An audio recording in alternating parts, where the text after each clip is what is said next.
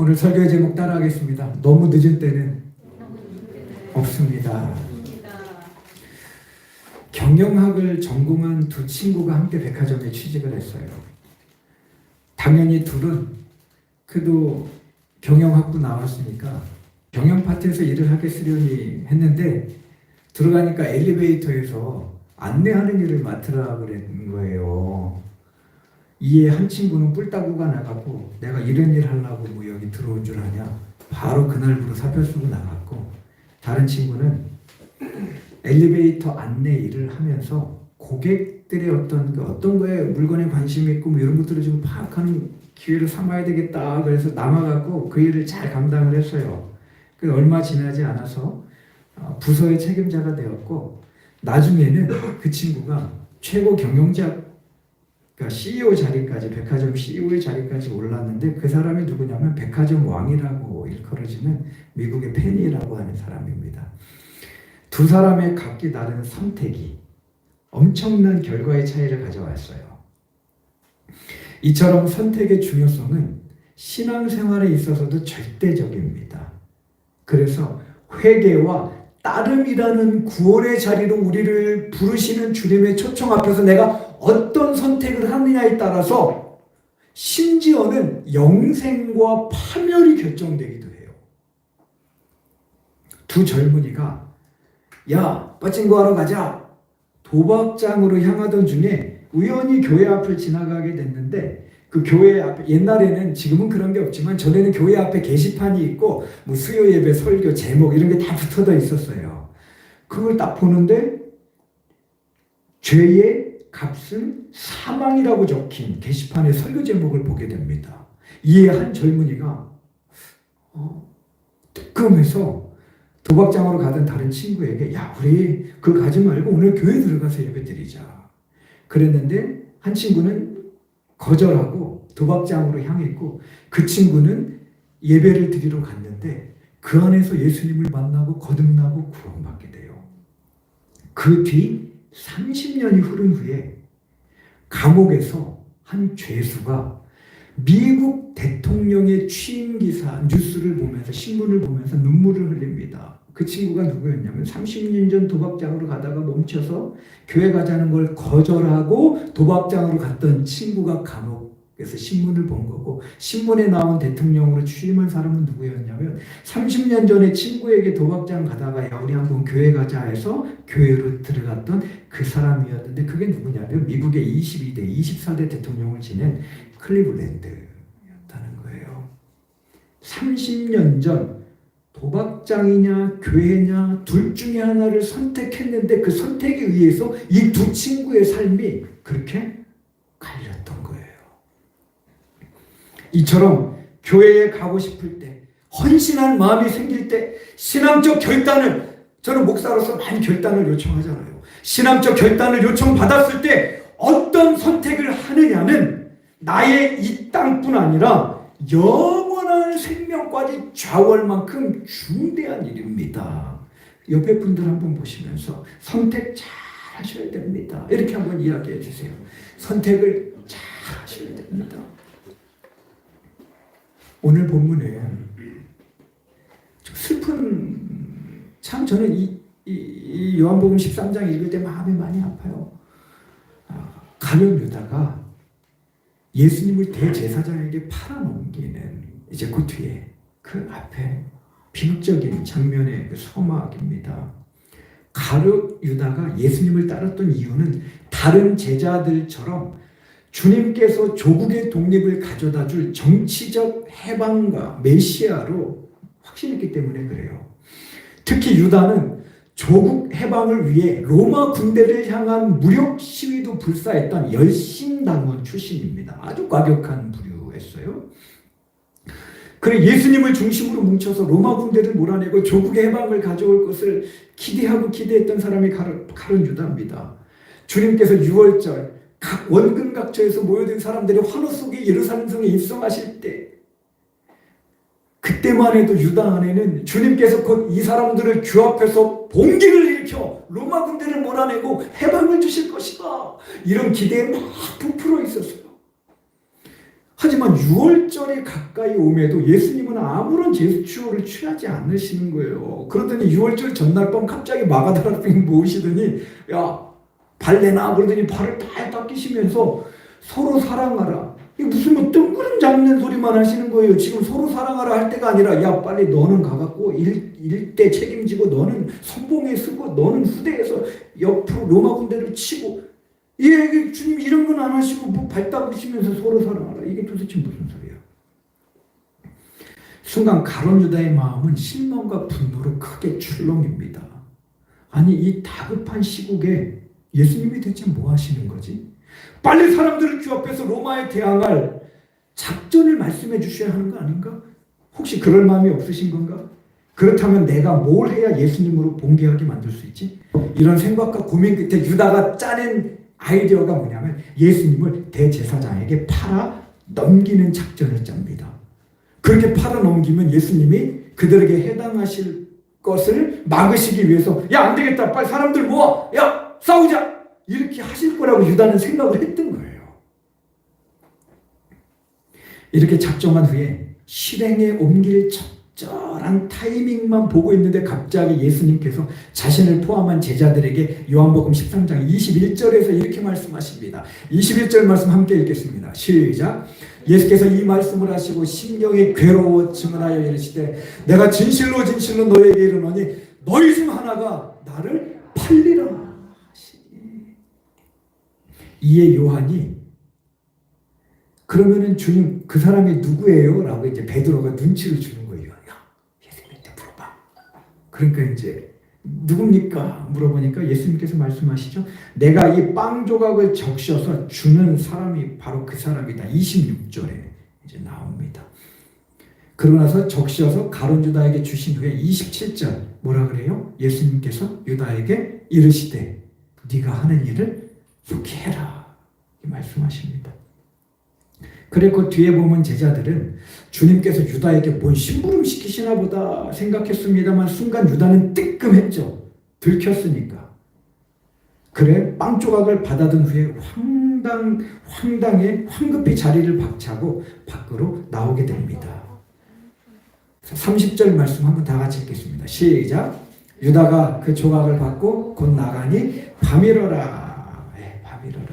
자, 경황 없이 나와 바깥에 찬 공기에 정신이 든 유다는 순간 큰 선택의 갈등에 빠지게 됩니다. 예수님께서 내 마음을 다 알고 계셨네. 그렇다면 지금 나는 어떻게 해야 하지? 맘먹은 대로 예수님을 팔아넘기려 대제사장 관저로 가야 하나? 아니면 마음을 고쳐먹고 주님께로 돌아가야 할까? 그래서 제가 그 그림 몇 장 해놨어요. 제일 첫 번째 그림을 보면 그게 누굽니까? 이 빵 조각 적셔 받는 사람이 그다. 그 다음에 이제 바깥으로 나와서 갈등하기 전에 대제사장에게 파는 거잖아요. 그 전에 이제 갈등하는 장면이에요. 이때가 유다의 일생에 있어서 가장 중요하고 어려운 선택의 순간이었던 거예요. 선택. 예수님을 팔아먹자니 양심에 큰 가책이 있고 이제와 달리 선택하자니 조국의 해방을 위해 열심당원으로 살아온 자신의 삶이 송두리째 부정되는 것 같은 혼란 앞에서 이제 유다가 갈등합니다. 뭐 어떻게 해야 되지? 뭘 선택해야 되지? 이런 갈등 속에서 결국 유다는 자기 마음 가운데 들어온 사단의 시험을 이기지 못하고 야 뭐 여기까지 왔는데 뭘 돌아서냐? 돌아서기에도 너무 늦었다. 결론 내리고는 대제사장에게 가서 예수님을 은 30에 팔아버립니다. 이게 이제 그러니까 참 이게 아쉬워요. 근데 예수님 12제자 중 한 명인데 왜 유다가 그때 그랬을까? 유다 스스로 너무 늦었다고 생각했기 때문에 그럽니다. 근데 돌아서기에 시간은 충분했고 돌아가기 어려울 만큼 멀리 온 것도 아니었던 거예요. 그때라도 좀 돌아서서 주님께 돌아갔더라면 됐을 텐데 욕망과 고집의 틈을 비집고 들어온 사탄의 손에 노란한 유다는 결국 주님을 팔아버리고는 파멸의 길로 갑니다. 이런 유다의 안타까운 모습 속에서 우리가 두 가지 생각해야 돼요. 첫 번째는 따라하겠습니다. 하나님께 돌아가는데 너무 늦은 때는 없다. 또한 하나님께 돌아가기에 안 될 정도로 큰 죄도 없다. 제가 전도하다 보면 그때 열심히 고구마 전도법으로 찔러요. 예수 믿으세요? 그렇게 이제 얘기하다 보면 어떤 분이 그래요. 아유, 목사님, 저는 지은 죄가 너무 많고 너무 멀리 와갖고 용서 못 받을 것 같아요. 근데 전도받기 귀찮아서 하는 말일지도 모르지만 그 마음이 진짜라면 저는 그렇게 얘기합니다. 그런 거 없습니다. 주님께 돌이키기에 늦은 때는 없고 아무리 큰 죄를 져도 주님의 십자가가 덮지 못할 죄는 없다고 저는 듣든지 안 듣든지 무슨 얘기를 해요.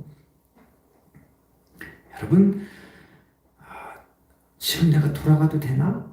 하는 너무 멀리 있다고 느낄 그때가 실은 집 나간 아들이 돌아오기를 동구밖을 소송이며 기다린 탕자의 아버지와 같은 하나님께 돌아오기에 가장 이른 때라는 거예요.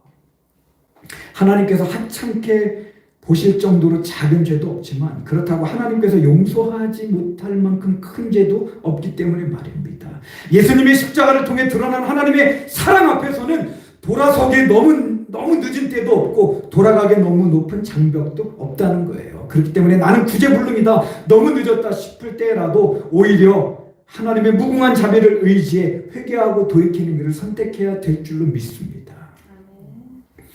예수님께서 유다에게 내 할 일을 어서 해라 하며 빵 조각을 건네주실 때 그때라도 돌아서면 됐어요. 아까 또 그림에 보면 여러 가지, 그 다음에 황망하게 밖으로 뛰쳐나와서 어둠 속에 주저할 때 돌아섰으면 됐어요. 그리고 제일 마지막에 보면 제일 마지막 그림이 백색 그림, 뭐라 그래요? 칼라 아닌 그림. 저 흑백 그림이 뭐냐면 유다가 자살하는 장면이에요. 그래서 결국은 목매달아 자살하잖아요. 가책을 느껴서. 근데 자살하기 바로 직전, 나 같으면 죽어야 돼. 내가 어쩌다 내가 저 예수님을 팔았지? 하고 목을 매달려고 하는 그 직전, 그때 돌이켰어도 됐단 말이에요, 여러분. 그때 돌이킨다고 하나님이 요놈아, 네가 다 해갖고 예수 십자가 못 박여놓고 지금 돌아오냐? 안 되라고 하실 주님이 아니셨다는 거예요. 그때라도 돌이켰으면 되는데 유다는 번번이 늦었다고 생각한 거예요. 지금 간다고 될까? 내 죄가 진짜 용서받을까? 아니야, 나는 안 돼. 그럼 결국 죽잖아요. 안타까운 거예요, 유다가. 유다란 이름이 얼마나 좋은 이름입니까? 예수님이 유다 지파 통해서 왔잖아요. 찬송이라고 하는 그 이름을 갖고 있는데 왜 저렇게 됐을까? 돌아섰으면 되는데, 죽음 앞에서라도. 제가 그 권혁 선교사님이라고 소개 전에 했잖아요. 남편의 가정폭력과 경제적 무능 속 셋째인 권혁 선교사를 임신한 모친이 아이를 때리고 독한 약을 2차례나 먹었으나 그 생명은 독한 약보다 강해서 결국 세상빛을 보게 되었습니다만 독한 약의 부작용으로 뼈가 쉬이 부러지는 치명적 장애를 안고 태어나요. 그 후 4살부터 뼈가 본격적으로 부러지기 시작했는데 궁핍한 형편에 어렵사리 어떻게 수술을 받았어요. 근데 그게 부담이 됐든지 아버지가 5살에 얘를 갖다가 밖으로 데리고 나와갖고 어디 먼 데다 버리고 집으로 들어왔대요. 근데 어떻게 또 이제 발견돼서 집으로 오게 됐어요. 그러다 하다 안 되니까 아버지가 집을 나가버렸습니다. 그러니까 어머니가 그냥 혼자 애부터 해갖고 3남매를 그냥 고생해서 너무 가난하게. 그래서 이 권혁 선교사가 중학교 올라가서 학교를 때려치고 어디로 가냐면 일하러 가요. 그래갖고 하루 18시간 중노동을 하면서 이제 돈을 벌어다가 엄마에게 갖다 주는 그 낙으로 삽니다. 근데 그것도 이제 결국 몸이 안 좋아서 이제 못하게 돼요. 그래 이제 또 몸이 안 좋아서 집에서 누워있는데 어떻게 수술은 받아야 되는데 안 되겠고 그래서 청와대에 편지를 썼대요. 저 수술 받아야 되는데 좀 살려주십시오. 근데 그게 어떻게 전달이 돼서 수술을 받게 됩니다. 근데 또 그 수술 받은 게 얼마 안 가서 또 문제가 또 생겨요. 그렇게 이제는 뭐 방법이 없어 누워 있는데 어떤 어르신이 전도했대요. 야, 교회 한번 나가봐라. 그 교회 한번 나가봤대요. 가니까 그냥 그래서 제가 어제도 이제 운동하러 가서 전도를 하는데 이게 그런 분이 있더라고요. 교회 예수 믿으세요? 그랬더니 전에 성당 다녔대요. 근데 지금 성당도 안 다니는데 왜 성당 안 다니세요? 그랬더니 성당을 가면은 이 성례전을 해야 되는데 자기는 하도 빠져갖고 이거 잘 안 해주니까 그것도 삐져갖고 안 나간다는 거예요. 그럼 교회 오시죠. 그때 교회 가면 너무 친절해서 가기가 싫대요. 근데 참 별 사람을 다 봐. 너무 친절해서 교회 가면 싫다는 거예요. 그러지 마시라고. 예, 그 제가 그래서 저는 친절하게 할 테니까 오시라고. 친절할 테니까 오시라고. 근데 이 권혁 선교사가 그렇게 교회를 갔는데 그렇게 반갑게 맞아주고, 이 권혁 선교사가 어렸을 때 수술받고 병원에 누워있는데 친척들이 문병 와서 그러더래요. 야, 저거 사람 구실도 못할 건데 저게 왜 태어나고 왜 살아있어서 이렇게 너를 힘들게 하냐. 엄마한테 그 얘기를 다 들은 거예요. 그 자존감도 낮죠. 근데 교회 가니까 밥도 맛있게 먹여주죠. 거기다 갈 때는 또 이거 집에 가서 챙겨 먹으라고 뭐 반찬도 너무 좋다는 거예요. 그 교회를 나가기 시작했고 엄마를 전도했대요. 엄마랑 같이 교회 나가기 시작했는데 엄마가 그로부터 1년 뒤에 병에 걸려서 암에 걸려 돌아가셔요. 그 진짜 이제는 모든 희망이 다 사라진 거예요. 다리는 또 계속 꺾이죠. 수술받을 길은 없죠. 그래서 이 저주스러운 세상, 한스러운 세상 죽어버리자 자살 결심을 합니다. 그리고 자살을 실행에 옮기기로 한 날 마지막으로 하나님께 인사드리러 교회 한번 갔다 가야지. 하나님, 저 오늘부로 떠납니다. 저 죽을 겁니다. 그리고 인사드리러 갔대요. 근처에 작은 교회에 힘겹게 휠체어를 끌고.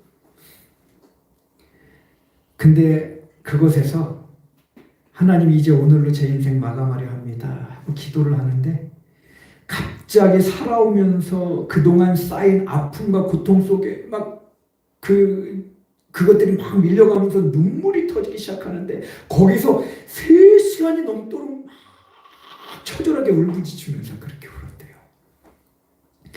하나님께 마지막 인사를 드리러 가겠다 한 그곳에서 하나님께서 권혁 선교사를 만나 주신 거예요.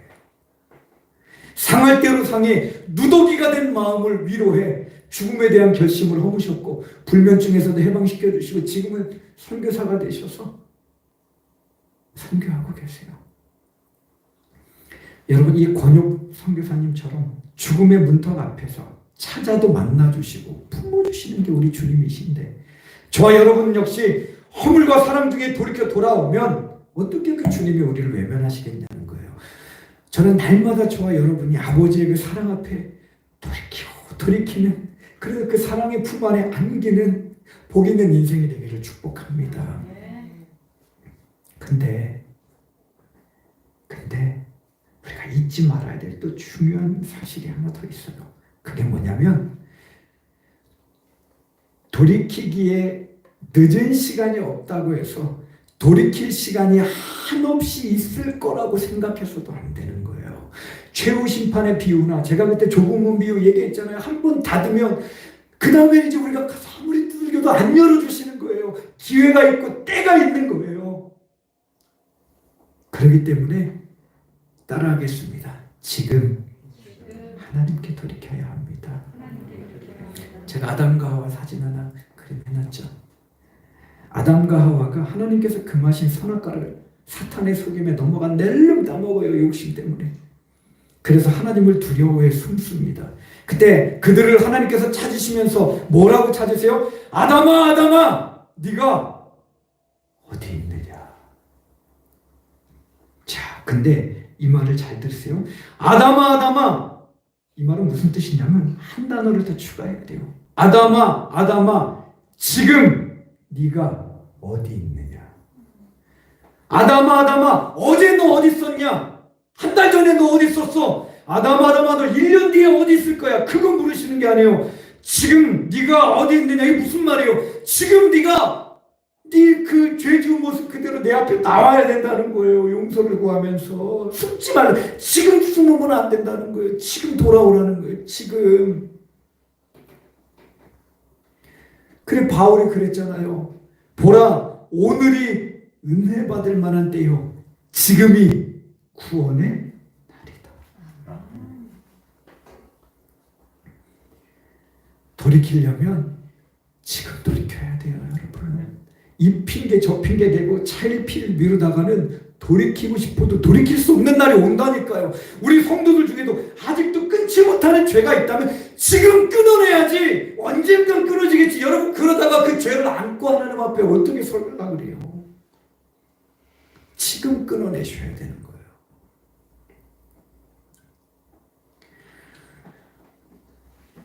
이런 하나님의 말씀 앞에서 이 자리에 나는 죄를 지을 때마다 바로, 저는 그래도 그거는 잘해요. 목사로서 죄 안 짓는 거 아니에요, 여러분. 어쩌면 저는 여러분보다 더 죄를 많이 짓고 살지도 몰라요. 목사는 더 위선죄까지 칠 수 있거든요. 근데 제가 잘하는 건 뭐냐면, 죄 지은 게 하나님 성령님이 깨닫게 해주시면 바로 그 자리에서 회개합니다. 성령님 잘못했습니다. 감사하게 쓰면서도 막 회개가 막, 하나님 오늘도 제가 이렇게 잘못 살았습니다. 용서해 주세요. 감사합니다. 이렇게 막 가요.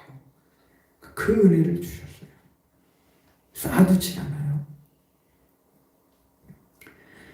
여러분, 하나님께 오늘 돌이키고 오늘 주님의 품 안에 안기게 되기를 축복합니다. 그거 미루면 안 돼요. 그리고 하나님 말씀에 대한 순종도 오늘 하게 되기를 축복합니다.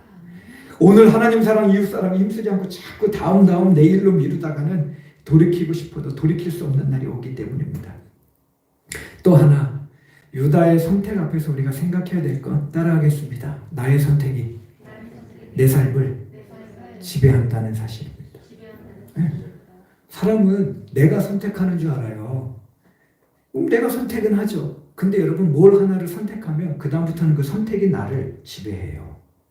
운동 안 하는 거 선택할 수 있어요. 내가 선택하는 거잖아. 나 운동 안 해, 귀찮고, 바쁘기도 하고 피곤한데 뭘 운동. 근데 그렇게 운동 안 하는 걸 선택하면 그 선택이 내 삶을 지배해서 내 건강을 다 망쳐버려요. 이 핑계 저 핑계 대면서 예배 빼먹고 기도 말씀과 담 쌓고 사는 삶을 내가 선택을 해요. 뭐 말씀 꼭 오늘 읽어야 돼?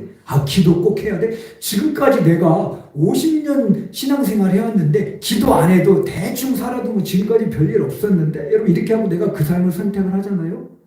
그러면 그 선택이 내 삶을 지배해서 내 영혼으로 하여금 뒤로 물러나 침륜에 빠지고 나중에는 구원에게서 멀어지게 만드는 지경까지 나를 잡아 끌 수가 있다는 거예요. 내가 선택을 하는 것 같지만 선택이 결국 나를 지배합니다. 선택할 때 그래서 신중하셔야 되는 거예요. 뭘 하더라도.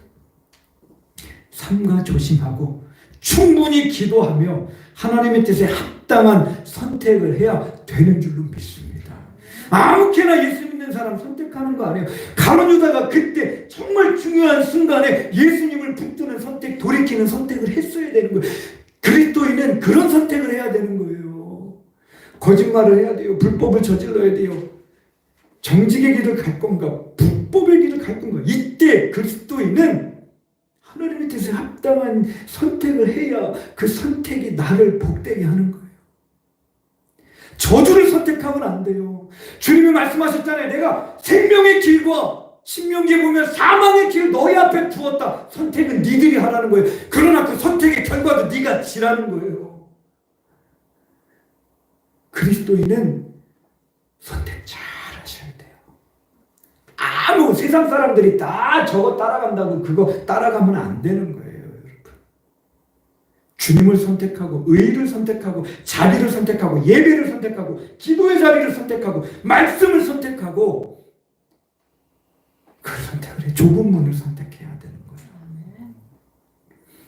고난 속에서도 원망 불평, 예수 믿어도 잘 되는 거 하나도 없고, 나 다음부터 삐져서 교회 안 나가, 내가 예배 안 드려, 이런 걸 선택하면 안 되는 거예요. 그 순간에 감사를 선택해야 돼요. 기도를 선택해야 돼요. 그러면 그 믿음의 선택들이 내 삶을 생명과 빛으로 인도할 줄 믿습니다. 성도들을 보면요, 똑같은 설교를 들어도 은혜 받는 사람이 있고 상처받는 사람이 있어요. 여러분, 이 차이 역시 선택에서 비롯됩니다. 은혜 받는 사람은 어떤 설교를 들어도 내가 잘못 살았구나, 오늘부터라도 말씀대로 똑바로 살아야지 하는 마음으로 받아서 회개와 변화의 기회로 삼고 생명의 자리로 나아가서 모든 설교가 복이 되게 만들어요. 근데 상처받는 사람들은 말씀을 들을 때마다 목사가 나를 비난해? 자기도 그렇게 못 사는 주제에 나한테만 헌신하라고 설교하네? 하는 마음으로 그걸 선택해버려요. 그 마귀의 종로를 타는 길로 빠지죠. 선택은 내가 하나, 결론적으로 보면 내가 한 선택이 내 삶을 들었다 놨다 합니다. 내가 선택한 그 선택이 나를 생명의 길로도 이끌고 죽음의 길로도 이끌며 감사 기쁨 찬송의 길로도 걷게 하고 원망불평의 길로도 걷게 만듭니다. 순종과 헌신의 좁은 문으로 들어가기도 하고 적당히 타협하며 사는 넓은 문으로 들어가게 하는 거죠. 그런지나 복음이 뭔지 아세요, 여러분? 복음? 우리가 복음 하잖아요. 가스펠. 복음은 뭐냐면 어둠 속에서 빛을, 사망 앞에서 생명을, 절망 가운데 희망을, 원망 가운데 감사를, 영적 게으름 가운데 기도를, 죄의 길에서 돌이킬 그 길을 선택하라는 선택의 외침이 바로 복음이에요. 복음은 선택하라는 외침이에요. 이런 선택의 기로에서 우리는 가롯 유다와 같으면 안 돼요. 죽을 선택을 하면 안 돼요. 망할 선택을 하면 안 돼요. 생명을 택하고 빛을 택해야 돼요. 이건 아닌데, 목사님 설교 들어보니까 나 이렇게 살면 안 되는데 하면서도 계속 어둠과 절망, 죽음의 길을 선택해 나아가는 어리석은 인생이 되면 안 됩니다. 즉시 오늘 하나님을 향해, 빛을 향해, 생명을 향해 돌이키는 사람이 돼야 돼요. 가룟 유다의 길을 가면 안 됩니다. 너무 안타까운 사람이에요. 나아가 내 주변에 지금 돌이켜야 함에도 점점 하나님으로부터 더 멀어지고 있는 사랑하는 사람이 있다면 저도 있어요. 그들을 위해 간절히 기도하며 그들에게 지금 당장 하나님께 돌이킬 것을 절박한 마음으로 권면해야 됩니다. 너무 멀리 가면 갈수록 점점 더 돌이키기 어려워지니까 지금 돌이켜야 합니다. 제가 전도하면서 전에 믿음 생활하다가 이런저런 이유로 어머니가 권사님이래요. 근데 딸은 교회 안 나가요. 그 제가 볼 때마다, 기회 있을 때마다 그래요. 아줌마거든요. 너무 멀리 가면 돌아오기가 더 힘들다고. 그러니까 요 정도 갔을 때 어머니가 권사님인데 왜 교회를 안 나가냐고. 지금 돌이키시라고. 그런 마음으로 권면을 해줘요. 듣고 안 듣고 선택을 하고 안 하고는 그 사람 몫이지만, 여러분 주변에 그런 가족들이나 친척들이 있다면 듣든지 안 듣든지 얘기해야 돼요. 너무 멀리 가지 마라. 너무 멀리 가면 돌이키기 힘들다. 그리고 돌이키고 싶어도 돌이키지 못할 때가 온다. 지금 돌이켜라. 그리고 지금 그들이 돌이킬 수 있도록 눈물로 기도하셔야 돼요. 하나님, 돌아오게 해주십시오. 이 시간 좀 기도할게요. 기도할 때 여러분들 안에 교회는 나오지만 아직까지 돌이키지 못한, 끊어내지 못한 죄가 있고 여전히 똑같은 상황이 되면 죄를 선택하고 사망의 길을 선택하고 멸망의 길을 선택하는 영역이 없는지 돌아보세요. 그리고 기도하세요. 하나님, 이거 끊어내게 해주세요. 이제는 다른 선택하게 해주세요. 생명을 선택하게 해주세요. 의와 진리를 선택하게 해주세요. 여러분 기도하세요. 여러분 자신을 위해서. 그리고 가족들을 위해서, 친척들을 위해 기도하세요. 내 자녀들 중에, 내 형제들 중에, 내 부모님 중에. 그렇게 기도해도 돌아올 줄 모르고 저 죽을 길을 향해 유다처럼 죽을 길만 선택하다가 결국 죽었잖아요. 유다가 돌이켰어야 되는데. 좀 돌이킬 기회가 많았는데. 하나님, 내 사랑하는 자식들이, 내 부모님이, 내 형제, 일가 친척들이 너무 멀리 가지 않게 하시고 지금 돌이키게 해주세요. 가룟 유다처럼 비극의 인생이 되지 않게 해주세요. 여러분, 두 가지